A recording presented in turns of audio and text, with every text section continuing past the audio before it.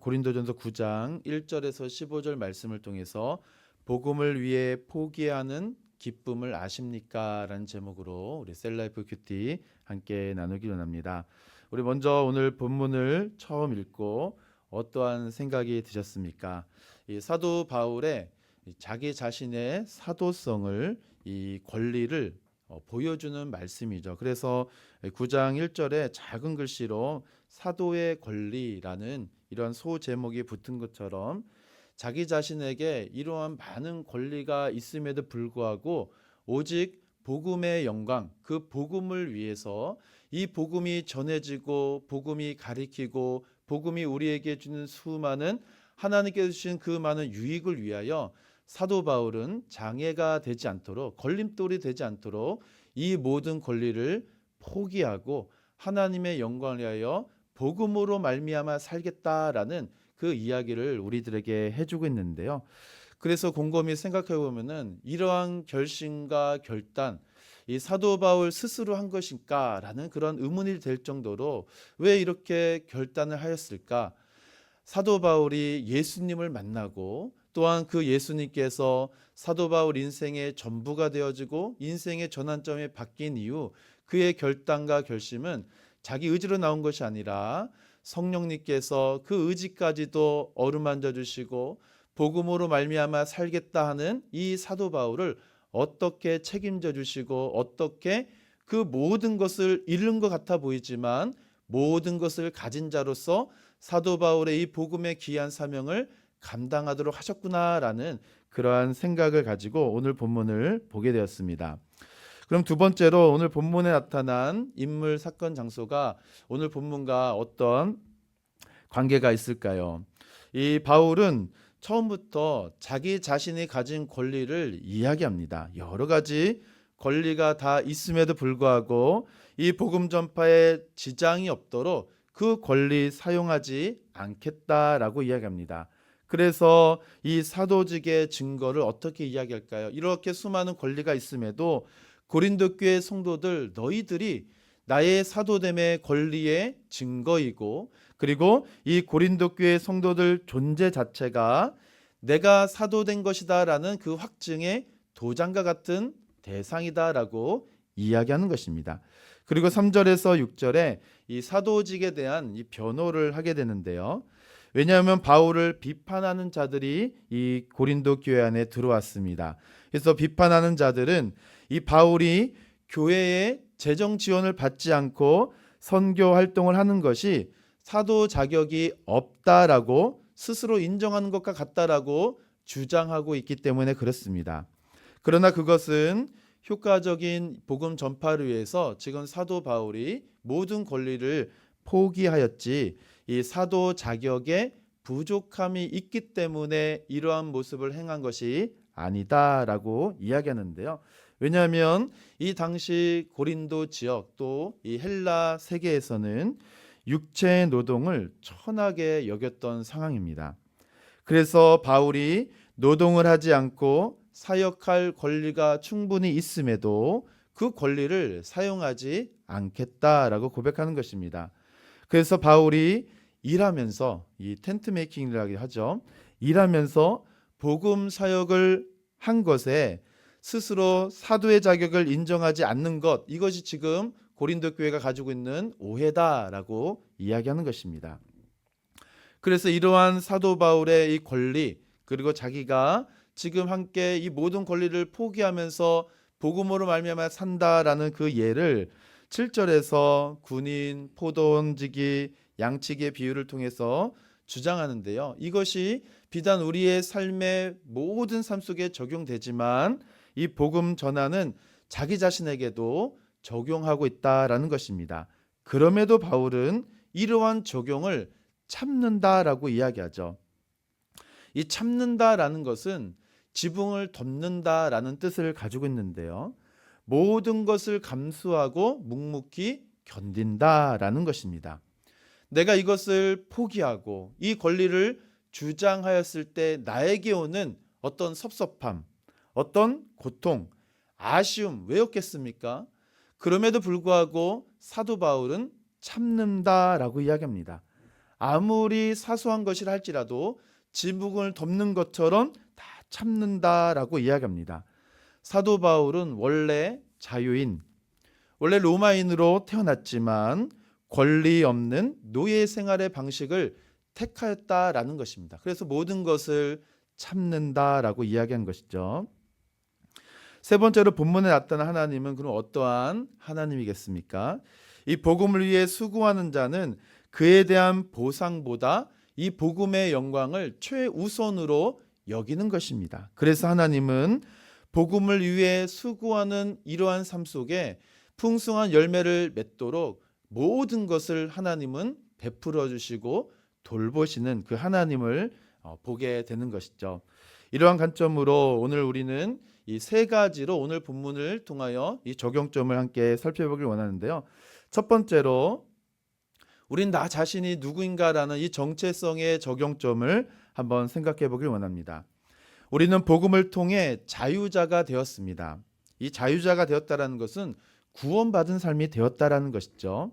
그래서 예수 그리스도의 그 십자가의 영광, 십자가의 죽음과 부활해 주는 이 구원을 발견하게 되어지고 구원받은 성도들이 누구인가? 내가 이 땅에 거하고 있지만 여전히 하늘에 속한 시민권을 가진 천국 백성의 삶이라는 이 정체성을 확인하고 가진 자다라는 것입니다.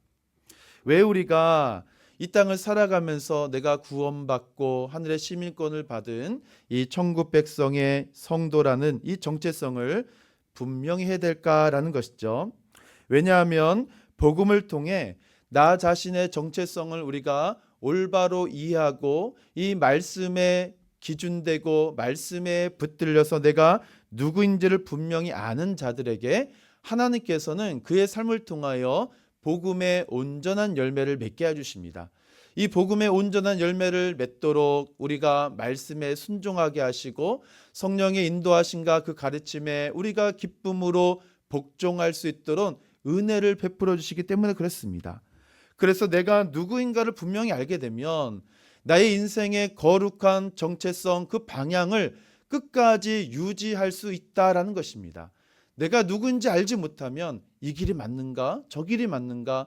또 사람들이 우르르 몰리는 곳이 더 인기 있는 곳이고 그곳 가면 뭔가 좀 얻을 수 있지 않을까라는 생각을 할 때 이 거룩한 성도라는 정체성을 가지게 되면 세상과 사람과 그 인기에 영합하지 아니하고 하나님의 말씀이 있는 곳, 또 하나님의 말씀이 가리키는 곳, 하나님의 말씀이 인도하는 그 방향성을 유지하고 말씀을 통하여 공동체와 지체를 품을 수 있는 이 정체성을 가질 수 있다라는 것입니다.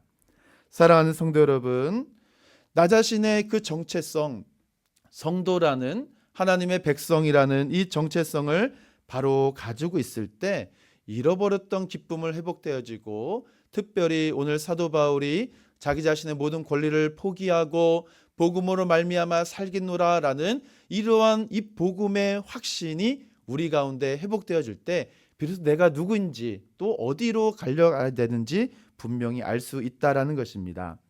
두 번째는 이 사명의 순수성의 기쁨을 발견하게 됩니다. 이 사도 바울은 자신이 사도가 아니라서 자비랑이로 사역한 것이 아니다라고 변호하고 있는데요. 사도로서 누릴 수 있는 충분한 권리가 있다라고 이야기합니다. 일하지도 않고 가족을 동반하면서 사명 감당할 수 있다라고 이야기합니다. 그러나 바울은 사명 그 자체를 위해서 보상을 누리지 않았다라는 것이죠. 바울이 이러한 자신의 권리를 주장하지 않는 이유가 무엇일까요? 보상만을 바라면 공로주의에 빠질 수 있기 때문에, 그리고 보상만을 바라면 이 사명의 순수함을 잃어버릴 수 있기 때문에 그렇습니다. 이 사명의 순수성이 무엇일까요? 하나님께서 갚아주시고 하나님께서 채워주신다라는 은혜입니다. 이것이 복음으로 말미암아 살아가는 자들의 기쁨이다라는 것이죠.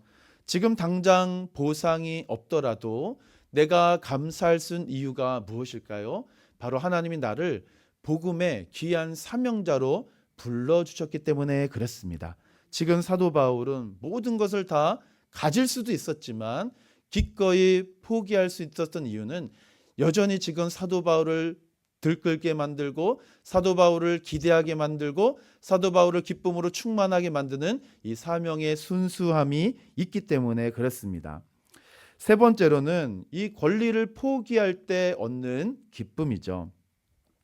이 복음의 영광을 아는 자들은 복음을 가장 자랑스럽게, 복음을 최우선으로 여기는 자들입니다.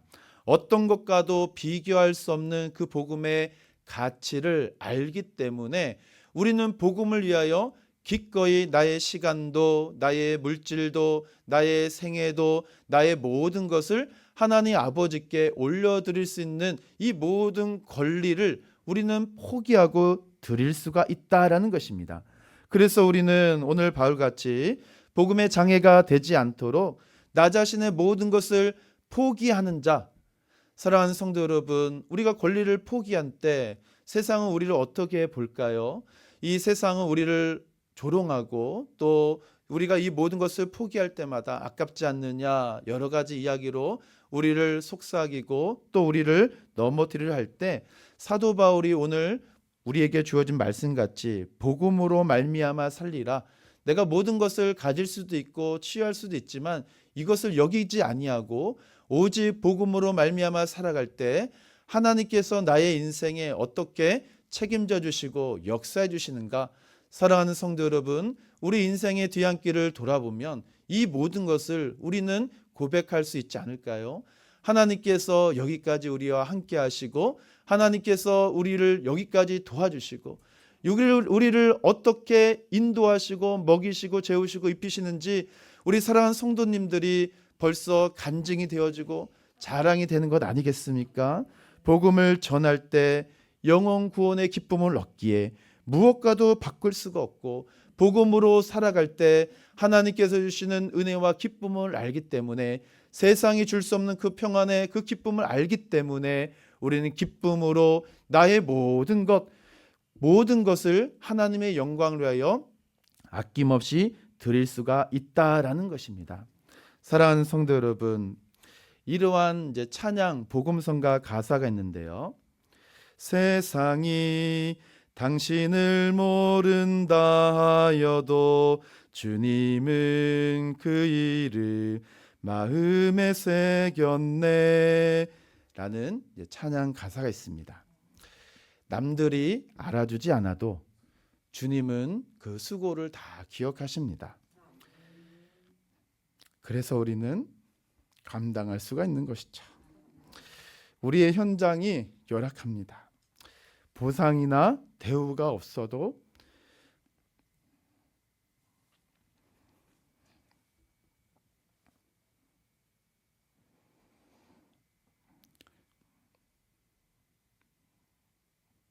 주님을 위해서라면 우리는 인내할 수 있고 다 드릴 수가 있습니다. 모든 것이 주님으로부터 왔기 때문에 그렇죠. 내가 가지고 있고 내가 누리고 있는 이 모든 것이 주님으로부터 왔기 때문에 기꺼이 내려놓을 수가 있고 드릴 수가 있는 것입니다. 사랑하는 성도 여러분, 하나님께 드릴 때, 하나님께 모든 것을 우리가 맡길 때 하나님께서 일하시는 것을 보게 되는 것입니다. 사도 바울이 자기가 가진 권리를 주장하였더라면 이 모든 것이 하나님의 영광이 되었을까요? 아무런 영광이 되었지 않았을 것입니다. 그러나 사도 바울은 자기 자신이 누구인지를 알고 또 사명의 순수한 기쁨을 주신 하나님을 위해서 기꺼이 복음으로 말미암아 살겠노라는 이 모든 권리까지 포기한 바울, 하나님이 어떻게 채워주셨을까요? 인권, 물권, 영권 이 모든 것을 하나님이 다 채워주셨습니다. 주님께 맡길 때 하나님께 주시는 이 복음의 기쁨으로 우리가 이 땅을 살아갈 수가 있는 것이죠. 비단 목회자만 이런 것이 아닙니다. 오늘도 복음을 위하여 한평생 살아가는 성도들 얼마나 많은지 모릅니다. 그 성도님들 뵐 때마다 많은 것을 도전받고 또 많은 것을 배우게 되는 것이죠. 기꺼이 복음을 위해서 포기하는 우리 성도들의 삶이 얼마나 귀하고 값진지 모릅니다. 오늘도 복음을 위하여 기쁨으로 하나님께 영광 올려드리는 은혜 한 날 되길 소망합니다. 기도하겠습니다.